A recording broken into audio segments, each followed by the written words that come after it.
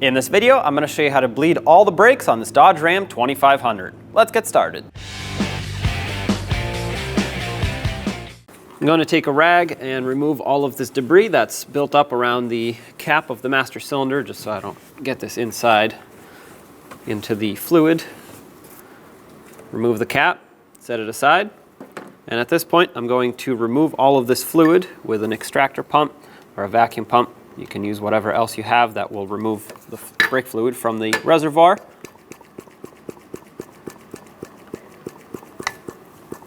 That's all the fluid that I'm going to get out of this, so we can continue with our job. Now top your master cylinder off with .3 brake fluid all the way up to the max line. There we go. If it's a little bit over, that's okay, because we'll be removing fluid by bleeding it. And I'm going to put the cap back on just so moisture and debris doesn't get in there while we're bleeding. The sequence on this vehicle is going to be starting at the right rear wheel, then moving over to the left rear, then the right front, and then the left front. At that point, if you feel the need to bleed your ABS module, if your truck has ABS, that is the point where you would bleed the ABS module. And then, if needed, repeat the process again, right rear, right front, left front. For me, I'm just going to do a regular bleed without the ABS. That should do the trick for me. I have an assistant inside the truck waiting to pump up the brakes. At this point, I'm at the right rear wheel. I'm going to take this cover off the bleeder screw. This is a 10mm bleeder screw, so grab a wrench or a socket, break it free. Once you do that, I personally have this hose that's going to go on here to minimize the mess. It's going to bleed through it. So I'm going to ask my assistant to go ahead and pump up the brakes and then hold pressure.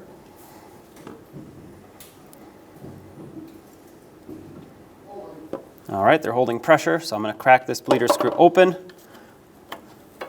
Once I open this, fluid will come through. It's on the floor, so I'm going to close this off. Go ahead and pump again. We're going to do this a few times until we have clean fluid with no air bubbles. Open it up. That's on the floor. It's nice clean fluid. You can let go of the brake pedal. You'd want to repeat this process until, like I said, you have clean fluid and no air bubbles.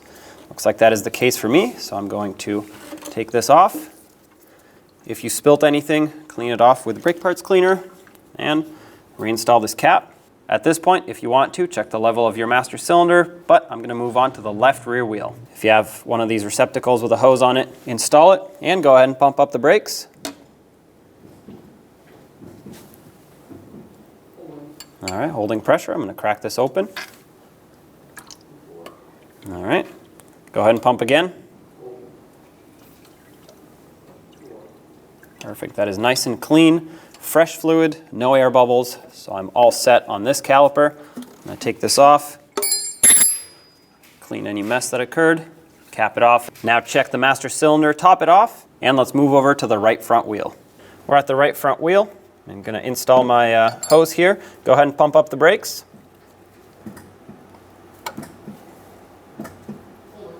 All right, holding pressure.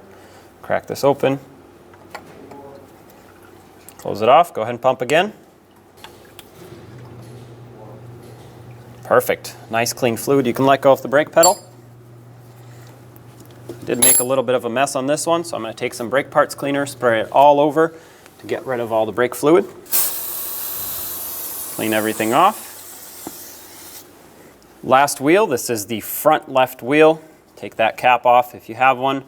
Stick your hose on if you have one. Go ahead and pump up the brake pedal. Holding pressure, so crack this open. Yep, quite a bit of air on this one. Go ahead and pump again. All right, you can let go of the brake pedal. This was very nice clean fluid here, no air bubbles for 2 pumps in a row. At this point, we can clean everything off, cap it off. Now top off the master cylinder one last time. Make sure it's all the way up to the max line. And don't forget to put on the cap. Make sure it's nice and tight. Clean any brake fluid that's spilt. And to put the wheels on, you want to torque them to 140 foot-pounds in a cross pattern. When only the best will do, demand TRQ. The only company that lets you view before you do. TRQ is committed to offering the highest quality aftermarket auto parts that are engineered for peace of mind. Thanks for using and viewing with TRQ.